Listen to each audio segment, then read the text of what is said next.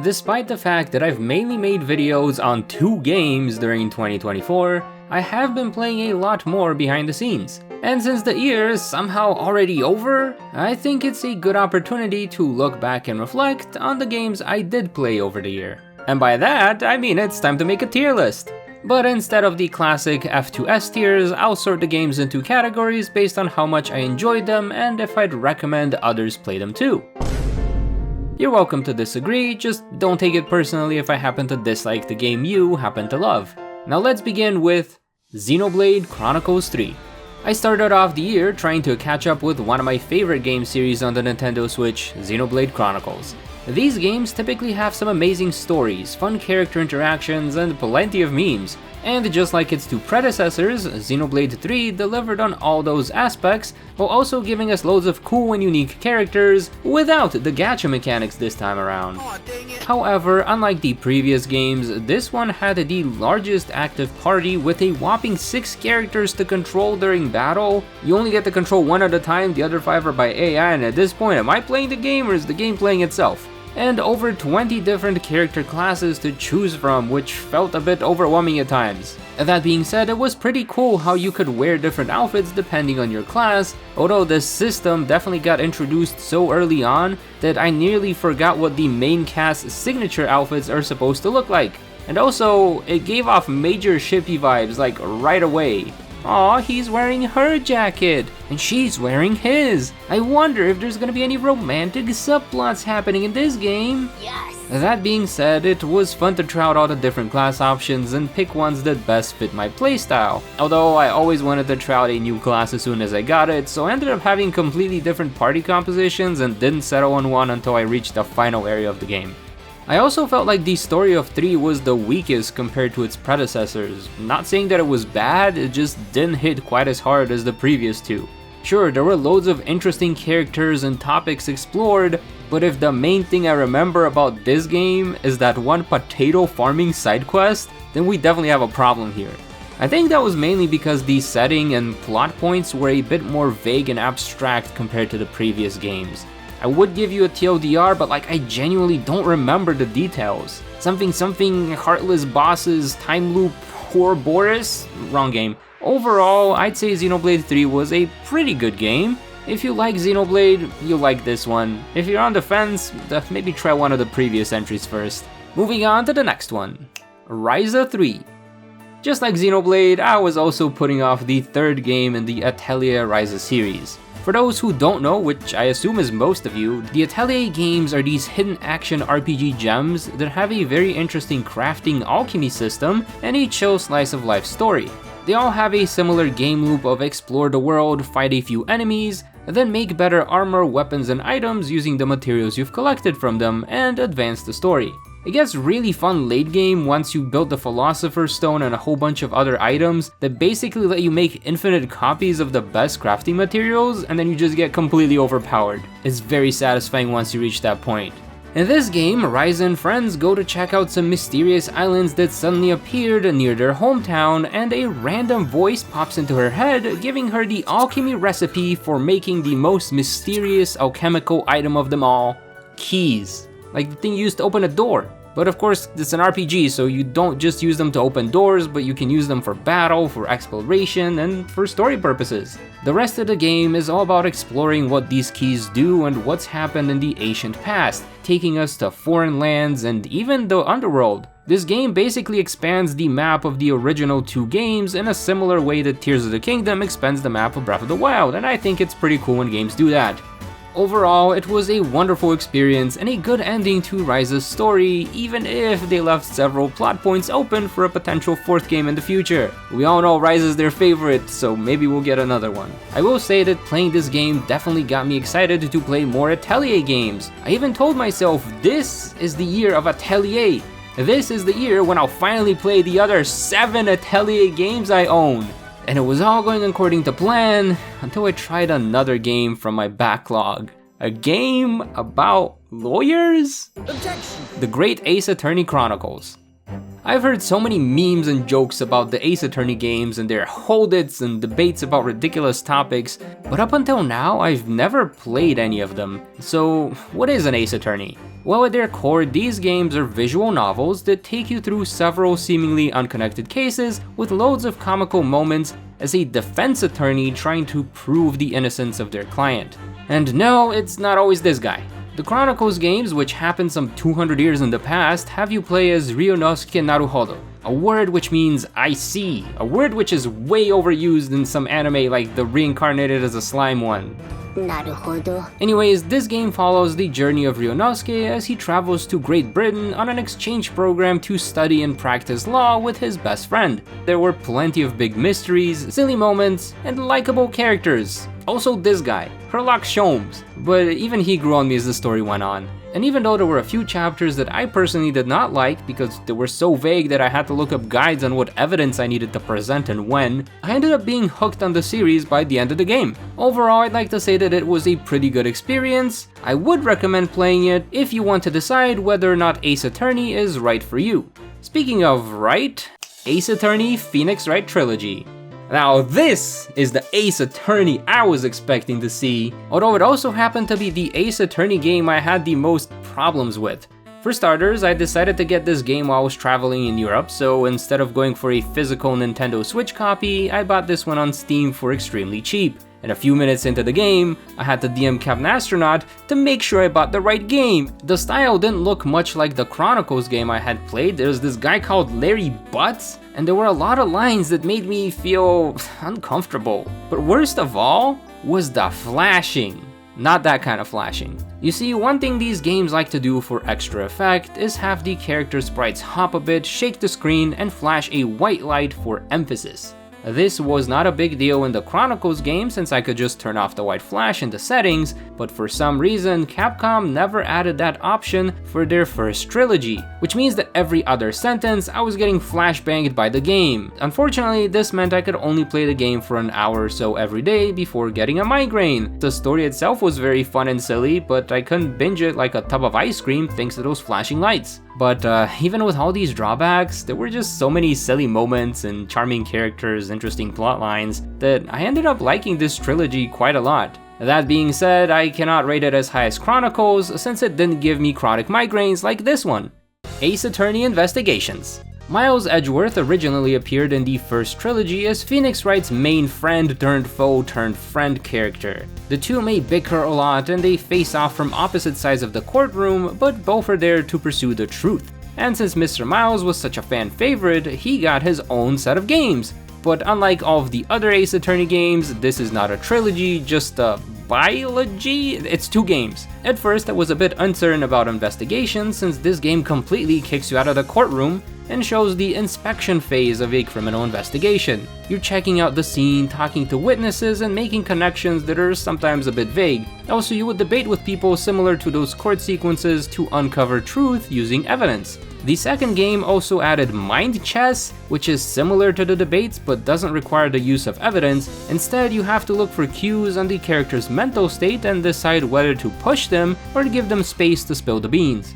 My main problem with the mind chess was that there's a timer going down while you're trying to read your dialogue options, and since I'm a slow reader, I did not enjoy the extra stress. But overall, the mechanic was pretty fun in later chapters. It was just stressful like the first or second time it appeared. As with the previous games in the series, there were loads of fun moments and big mysteries, although this was the only one of the 3 I've played where I physically gasped at one of the game's revelations. I think I enjoyed the overall plot of Investigations the most, but that could also be recency bias since it was the latest one I played. Either way, it goes on the pretty good games list. Now the only question I have is when is Francisca getting her game, cause I wanna go around whipping people. Editor, cut that one out. Kirby and the Forgotten Land. This is yet another game from my backlog, the infamous Kirby Car game. I had initially held off on getting this one since I really did not enjoy Kirby Star Allies, to the point where I thought that Kirby just wasn't for me. But then I realized if I went to a buffet and didn't like the food there, that doesn't mean that all buffets are not for me. It just means that that one buffet was kinda gross. And so I got this game when it was on sale and gave it a proper try while traveling over the summer. And to my surprise, I liked it. It was fun to take on all the different forms and power them up and try to find all the secrets on every single stage. The story took this Xenoblade level turn where you realize that this is set in a post-apocalyptic human world and not a colorful fantasy land. I also didn't realize how hard Kirby games are. Unlike other games where you manually have to pick your difficulty options, Forgotten Lands ramps up the difficulty in its story cycles. The main story is fairly easy. It gets you used to the game mechanics and boss moves, and even then, I had some skill issues in that a couple times, but wasn't that big of a deal. However, once the credits rolled the first time, you're technically done with the main game, but there's just a bit more. And to get that more, you have to go through familiar looking stages, but with a much higher difficulty. And then the credits roll again, giving you a third arc with even more insane difficulty.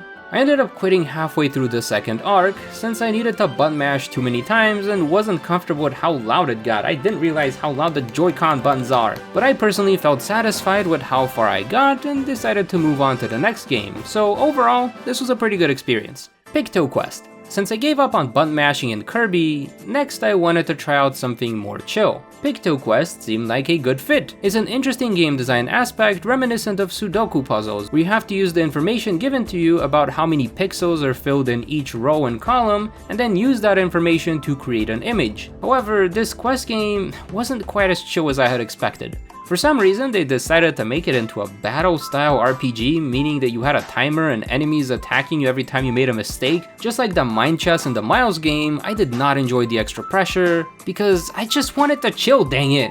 What made it worse is that instead of nice little outlines, a lot of the images were of things like monsters or potions. Sure, they had some symmetry and made for a decent puzzle design, but for a lot of them, you couldn't even tell what the heck you were trying to draw even when the puzzle was nearly done. There also wasn't really much of a plot going on, which left me let down on nearly every aspect of the game. Not to say that the game is horrible or garbage, it just didn't meet my expectations. Sadly, making it the first game on this list that I would not recommend. However, this next one, RefindSelf, the personality test game.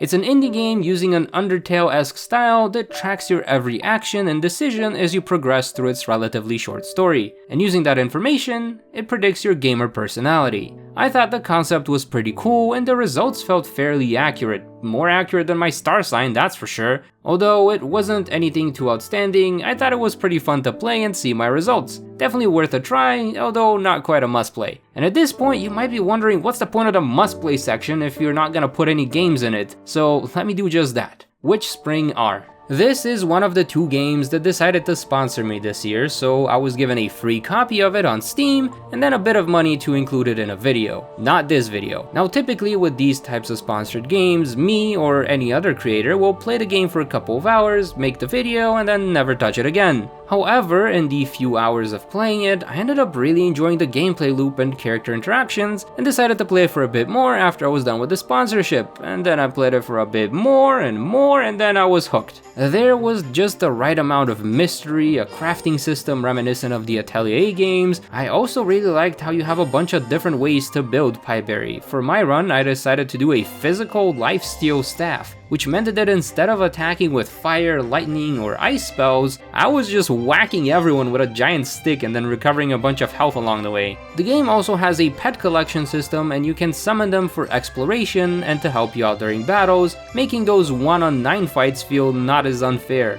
The game also had several twists and turns that I did not see coming and tugged on the heartstrings several times. My only regret with this one is that I didn't manage to do all of the side quests before finishing the story, because I kept consuming the items needed to initiate those side quests. How was I supposed to know that an old rotten berry is what I need to wake up this dreadnought looking turtle?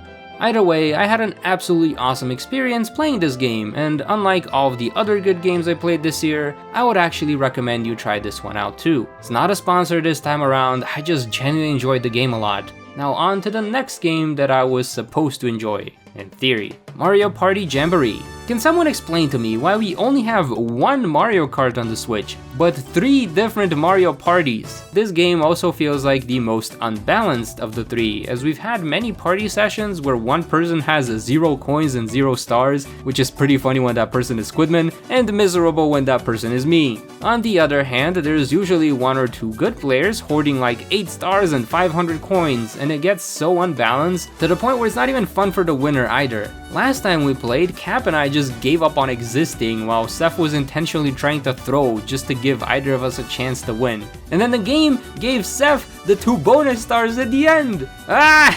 There's also a Coupathlon, which has you and only 7 other real people play the same set of 3 minigames over and over, and you get more movement based on the amount of coins you collect during those minigames. But it's weird that this mode is limited to only 8 people, when there's clearly more room for players, but for some reason that room is always filled with generic AI NPCs. Now, unless this game is trying to imply that AGI is already real and that it's chosen to waste its life on video games just like us humans, then I wanna know, why can't we have more than 8 players in this mode? Who knows, maybe they'll just fix it in the 4th Mario Party to release on this console. Splatoon 3 Side Order. I always imagined this being the if Team Order won Splatfest version of the game. It is also Splatoon's first take on the roguelite? I don't know the difference, just the rogue playstyle, where you pick up buffs as you climb the tower. I personally thought this playstyle was pretty fun and ended up doing several videos on it using various overpowered builds. Unfortunately for most people, this mode felt too repetitive, especially since there weren't that many maps in rotation, only 3 boss types, so you're getting a repeat basically every time you go, and the final boss has the exact same attack pattern every single time. Even though my completionist grindy self could go through and do the exact same fight 12 times in a row, most people got bored and dropped it after the 3rd try. I do think that it's still worth playing, and I do hope that the next Splatoon game implements some sort of a rogue mode into its world. However, they definitely need to find ways to improve it so that people don't get tired of it so fast. Maybe they should sprinkle in some chaos into that order. Up next, we have my least favorite category of games, gachas. On one hand, I think it's cool that people can experience a high quality game for free. On the other, they have too many mechanics that nudge you to spend money and slow down your progress. This makes it hard for you to just speedrun through the game and build your favorite characters. They take up a ton of storage space for some reason. But worst of all, it's all the time-gated content that you have to play now, or else you miss out on the exclusive rewards forever.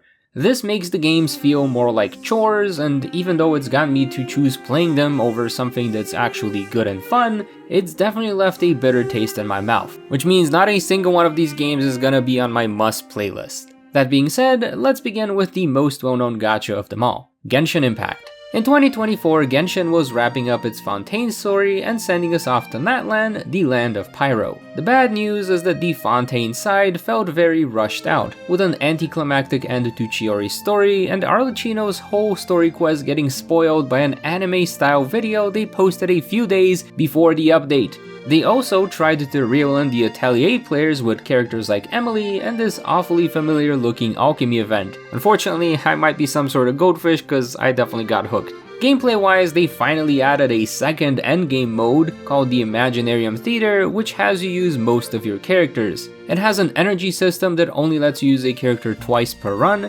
meaning you actually have to consider your future team compositions when picking who to use and when.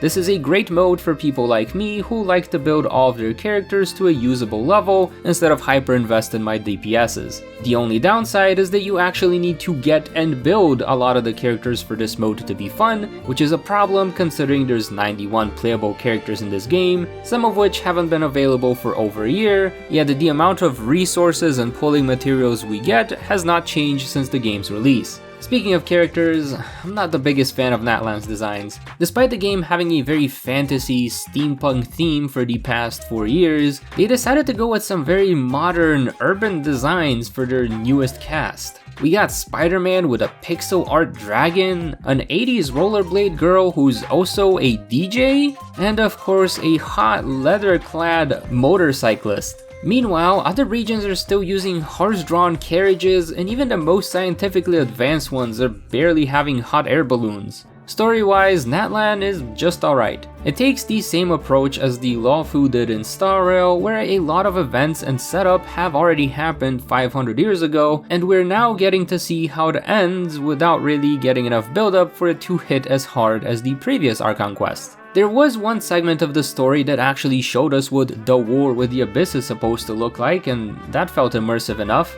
but the rest of the time we're just seeing the tribes of Natlan partying it up and host anime tournament arcs, so just like the character designs, the whole thing feels a bit off. However, it's not all bad since we do get to see a lot of dinosaurs in these regions like Toto. We also get a little Pokemon buddy called Hash Brown that leads us to take on a world quest and actually gives us more lore in the region and some of this history that we're missing in the main quests. I personally enjoyed the segments where we get to switch control between the Traveler and the Dino to solve puzzles and explore a new area, and I kinda hope that Pokemon does the yoink and twist and implements a similar mechanic in their future open world games cause it works really well here. Overall, I felt a bit let down by the character designs and main story of Natlan since it didn't quite fit the established themes and style of Genshin, but I hope I get proven wrong in the final act of the story. Wuthering Waves. This is a new gacha game that came out early 2024, and it's kind of being treated as the main competitor to Genshin. Unfortunately, the writing in this game is significantly worse, since it is a lot more sci-fi than fantasy and has been rewritten several times due to users complaining during the open beta. Unfortunately, that meant there's a lot of plot holes and simplified writing. The TLDR is that you're a character that everyone calls Rover who pops in from, I don't know, there's like a sea at the top of the planet or something? No idea. Then you join a party of 3 hot women and beat up these monsters called the Tacit Discords. Everyone else in this world needs to use their little Pokeball gourd thing to capture the spirits of these monsters once they're defeated, but you can capture them directly with your body. Woo! You're basically Ball Guy. Oh, and literally every character in the game simps for you more than Genshin players simp for their waifus. This one simps because you're actually the founder of the Black Shores and have worked together with her for a very long time before just disappearing. This one simps because you're fated to meet, I guess, and she's kinda crazy. And this one, well, you see, they never explain why she likes you, she just does. It's a shame that the writing sucks because the gameplay feels amazing. Movement through the open world is fluid and fast, you can climb up almost any surface and flip over ledges that would have you tumbling in other games, and you even have some echoes that help travel the map faster, and by some, I mean like 2. They definitely need to add more of them in the future, and 1 for each element. Combat also feels very satisfying as it relies on well-timed counterattacks, dodging which feels satisfying in this game, and switching characters for some extra buffs. This game also has the least predatory gacha system. You can get the limited time special weapon guaranteed in 80 pulls, which is a huge leap forward from Genshin's 240, and they reduced that to 160 after this game came out. I wonder why. You can also get the newly released 4-star characters from the item shop that uses currency you get from pulling. This means you're guaranteed at getting at least 1 copy without having to waste over 100 pulls. Again, this is something that's happened to me multiple times in Genshin. Don't get me wrong, the gacha is still predatory, but I'd rather deal with a fox than a mountain lion. The developers also deserve a round of applause for implementing quality of life features based on player feedback, which for some reason is a rare occurrence in modern video games. That being said, there's still some major problems for them to address, like the lack of echo leveling materials, very lengthy and confusing skill descriptions, and of course, the writing. They did nail the writing for Encore's story quest, but that's 1 out of literally the rest of the game, so that needs to change in the future. That being said, I'm willing to give them a chance since it seems that they are listening to players more closely than our FBI agents, and the characters they've released have been pretty fun to play. So overall, it's a pretty good game. Honkai Star Rail. In the second year of this gacha space odyssey, the crew of the Star Rail got to visit the Land of Dreams, Penacony. This prison planet turned dream casino gave us a lot of interesting and unique characters who actually had some growth and development, which was my main criticism of the game last year. And even though they too had a simp character for the MC, they had a good explanation as to why. It's because she's based on the writer's girlfriend. Jokes aside, I thought the whole story arc was pretty good, and even though the ending didn't hit as hard as Bellabog's, it did hit like a train. In the second half of the year, the story took a weird turn, taking us back to the Luofu for the War Games and to wrap up the leftover problems from the Stellaron disaster. Then they brought us back to Penacony again for a random university arc where everyone was going bananas.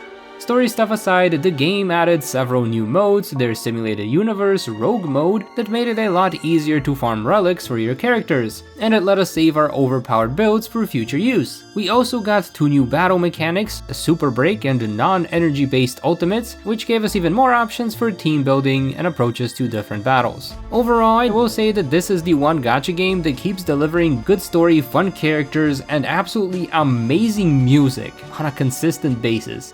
Zanelss Zone Zero. This is Hoyo's newest major gacha game, and also the one I like the least. It's set in yet another post-apocalyptic sci-fi world with an urban environment reminiscent of Splatoon. However, humanity is still alive and kicking in this one, as well as these human-animal hybrids called Tyrants, like Miyabi. Miyabi is cool. There's a bunch of these mysterious hollows that warp the space inside of them and are filled with radiation that can turn people into monsters if they stay inside for too long. Some have higher resistance than others and can go explore and fight inside of the hollows, but they need a guide to map out their route since things can get more jumbled than that one Escher painting. The story follows two siblings who run a video rental store that survived the Netflix apocalypse since it is now cheaper to rent videos than to pay for the 500 different streaming services, and they also run a shady side business in the back room where they guide people through the hollows by syncing with their cute little Bank Boo doll. This has us interacting with several different factions like the morally dubious Cunning Hares, the cool Hollow Hunters of Section 6, and a biker gang living outside of town.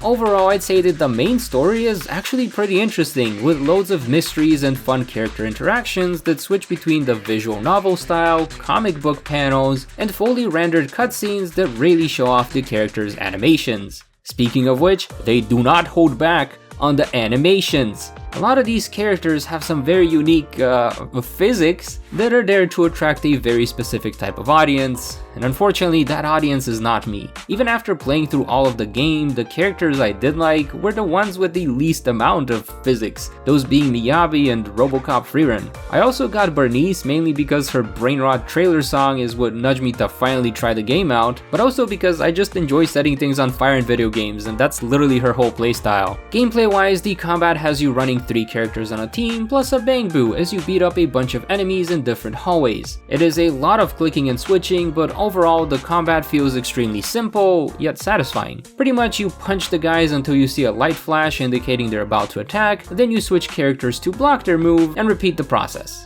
But despite all of the positives I've mentioned so far, I have very little reason to keep playing the game. For one, the combat can get very repetitive very fast. 2, I'm already burnt out on the Hoyo grind from Genshin and Star Rail. And 3, I just don't like the interface of this game. There's too many flashing things that want me to click on them, and so many different menus that I feel like I'm at the Cheesecake Factory. And since I'm not particularly drawn to many of the current or upcoming characters, I have very little incentive to log in daily and grind. So even though the game itself is not bad, it's just not quite for me.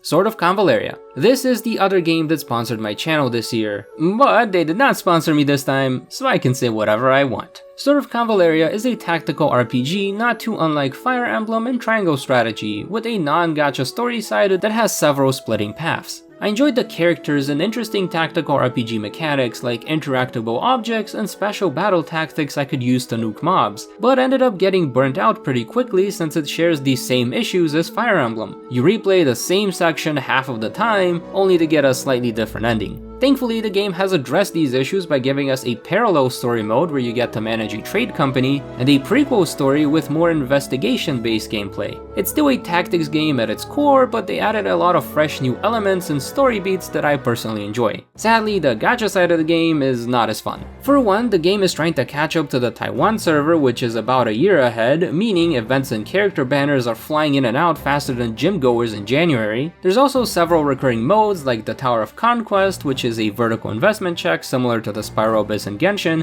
and Clash, where you make your own map setup and challenge others, but a lot of the time you either lose right away because they've put in all of the meta units, or get easy clears since they place their 1-star fodders. I like this option a lot better. Otherwise, we get fairly frequent events featuring a random story, some pre-programmed challenges that are more of a puzzle to solve than a tactical challenge, and some difficult enemy fights. Not sure how the other players feel about those, but for me personally, it's a bit annoying because halfway through an event, you start running into enemies with a crazy amount of buffs. It feels like most of them have gotten all 19 COVID vaccines and are immune to every form of damage except one very specific mechanic, which again becomes more of a puzzle to solve rather than a tactical challenge. It's a shame because the game introduces all of these new and unique mechanics and character playstyles, but then relies on you spamming bottles of poison to clear higher difficulties. It's like going to a buffet and only getting french fries.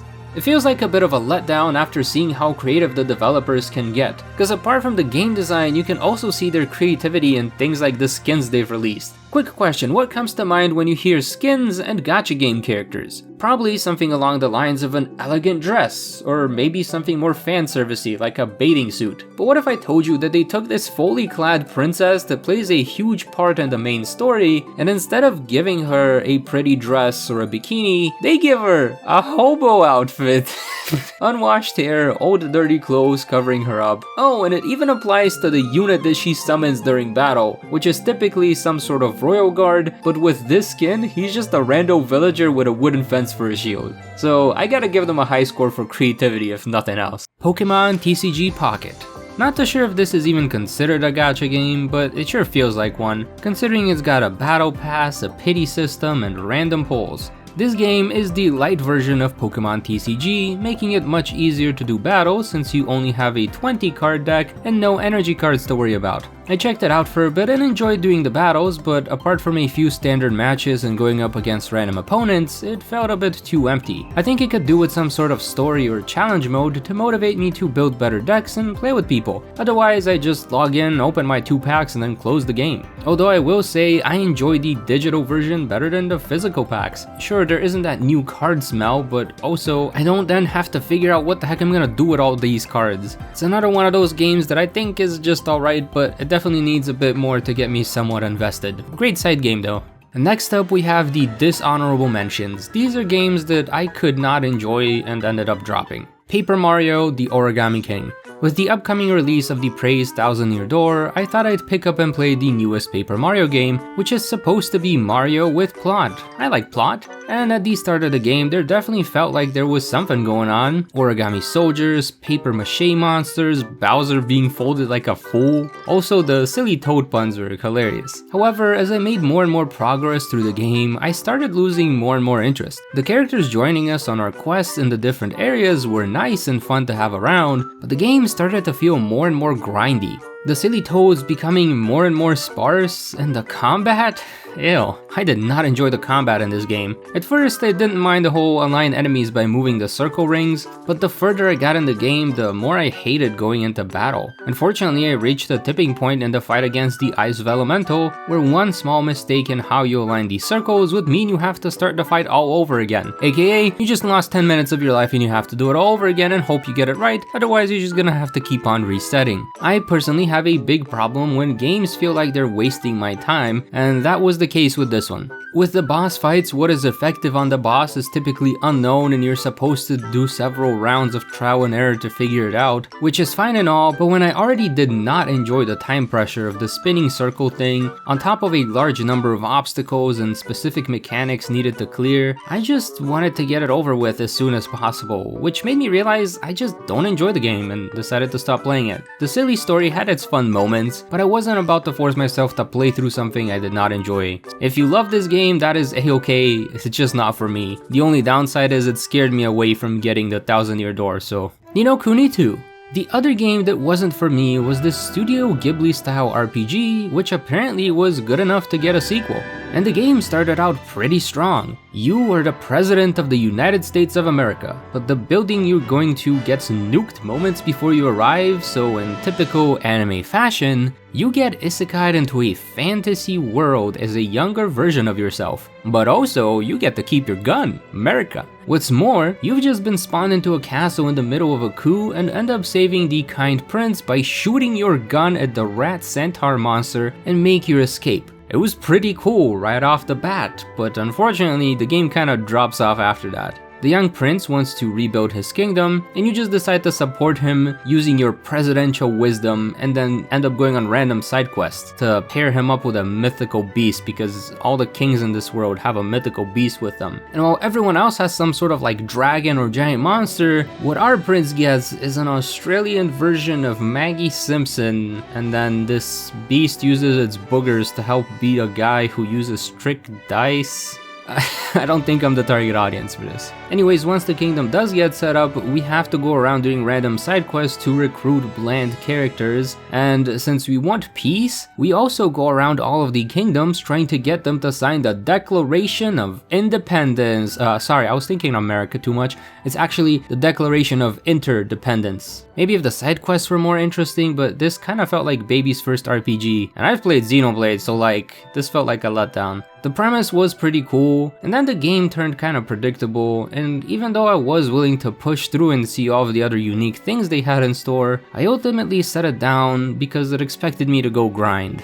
I don't want to do that, I don't want to grind in video games. The last section is going to be quickfire since it's games I've been playing or replayed this year. We've got one run of Pokemon Sword, plus one run of Legends Arceus, and one run of Let's Go Pikachu. You can expect to see some videos on them very soon. I also played through Scarlet and Violet at least 8 times, to the point where I've brainwashed myself into thinking that these games are pretty alright. And I think that speaks volumes for the one mainline Pokemon game on the Switch that I did not play this year. And last but not least, we got Splatoon 3. The game added Big Run and Grand Run, both of which were super fun. We also got the Grand Fest, which felt like the conclusion of the game, and to be honest, I, like many others, haven't played much since. It's still just as fun, the motivation just isn't there. Also, as much as I like the fact that they gave us boss Salmonid scales as daily rewards in Salmon Run, it kinda felt like a slap to the face for all the hours I wasted grinding the past 2 years. Realistically, I've gotten more golden scales in a month after this update than I have in the 2 years of playing Salmon Run every day. I think it kinda put me off from the game. Whatever is next better not be this grindy. One thing I realized while going through the list of games I've played is that a ton of them are either ongoing games sucking up most of my time, or games from my backlog. That is in part because I wanted to finish as much as possible before the new Nintendo console drops, but I guess I have a bit more time than expected. That being said, I still have like 30 more games on my backlog that I do need to play, so I'll probably have a lot of old games for next year too, unless a bunch of bangers come out, in which case I'm in trouble. But if you want to add even more to my list, do leave a comment down below with your favorite game of 2024, or any specific title you'd recommend I check out. Either way, thanks for watching, I hope you enjoyed, and I'll see you in the next one. Bye!